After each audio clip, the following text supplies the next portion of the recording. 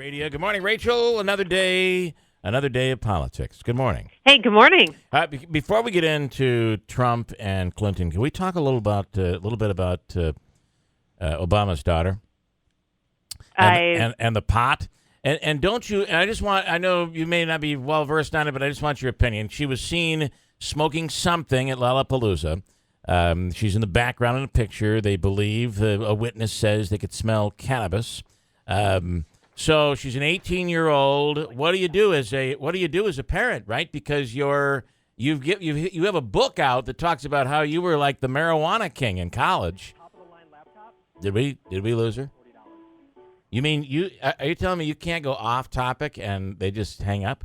I've never been told that, but apparently so. Why don't you pick up?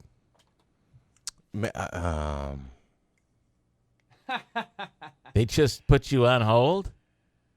Yeah, I guess so. Wow. I'll probably hear about it, too. You're not supposed to say... Well, put that call on the air. Oh, are you kidding me? Okay, so talk about it. How do you, as a parent, go to your daughter and say, you shouldn't be smoking marijuana when you have a book out that talks about how... I forgot exactly what the wording was with Obama's book, but it talked about his very intense marijuana usage in college. I'm interested to know if he thinks this is natural, because I think a lot of people would say that she's 18, and this is what 18-year-olds tend to do, especially at a concert. And, I guess. I wouldn't be but as a parent, shocked if she had a beer but too. As a parent, if your kid shows up in the newspaper smoking pot, you would go to your kid and you couldn't say, "Hey, I endorse it." I mean, some might, I guess. But what does Obama say? When in his case, there's a book out and was highly talked about the fact that he was a I don't know, I forgot the wording. I have to go find it. There's an audio book. I remember playing the audio of Obama talking about his marijuana usage. What was it that which is different than the Clintons who just lied about it, right? We didn't inhale. The Reverend Wright, was it? What did he say about 9/11? He said the America's crows have come home to roost or something. Yeah. I would kind of pull that in this direction and say, like, when you've said that about yourself, whatever he called himself about smoking pot when he was in college, you're kind of setting the tone for your kids a little bit. I mean, I'm sure they know, but I'd be interested to see what his reaction is. They'll ask him today. The other issue is that she went to Lollapalooza and didn't go to Hillary's big speech during the convention. So there's much to do with politics. All right, Andrew. So I went off topic. They just cut me off. Well, the point that Crystal had made, who's the one that organized it, is that she's a reporter, so ultimately she can't give her opinion. So, all right, well, tell me that. I mean, Christine used to say that to me every single day. Yeah. Anyway. Well, so we're not getting a campaign update? I get. Well, they just hung up because they have 5-minute windows. And who in the hell is Crystal? She's the one you deal with? Well, they were late on their window. Their window is 17. They were supposed to be on at 17. We didn't get her till 21. I'm just the middleman. Okay, all right. Be your middleman. Be that middleman.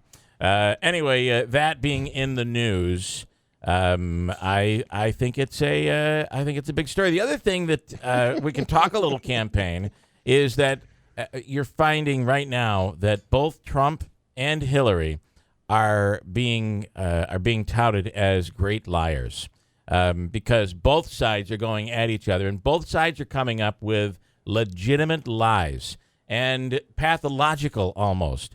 So does that end up hurting? I understand, you've got somebody suing over Benghazi, a family suing, but that one most people are going to say is political, right? I mean, to say that her hands, you can say she has blood on her hands, but it's more rhetorical than anything else. To say you're gonna get anywhere in a court of law, it's not going to happen. Trump's lies probably haven't been. He has not been in the position where it has cost the country, but he's on his way to become the president. So aren't both viable arguments? This wasn't last night. It was the night before. It was Tuesday night, and I flip around. I'll watch Fox, MSNBC, and CNN. I try to get a nice rotation because it is interesting to see how they handle different stories. One of the commentators on MSNBC said, Trump's campaign boils down to this. Trust me. And I would say, a lot of Republicans would argue that Hillary's campaign boils down to, you can't trust me. Yeah. Well, my point is they're both liars. They're both lying. They're both caught in lies every single day. Trump just says stuff, and when you fact check it, it's not true. And his is every single day. She's lying about things that she did, which I guess is probably worse. But where does that put him when he becomes president? I mean, who can trust either one of these candidates? That's the scary part of all of this. And I understand you probably support one or the other, but who can support either one of these? Or at the very least, who can trust either one? Gotta wonder. 627, full news update coming up. We'll talk about A-Rod, too, this morning. Is he being really unfairly treated, or better said, is he being disrespected?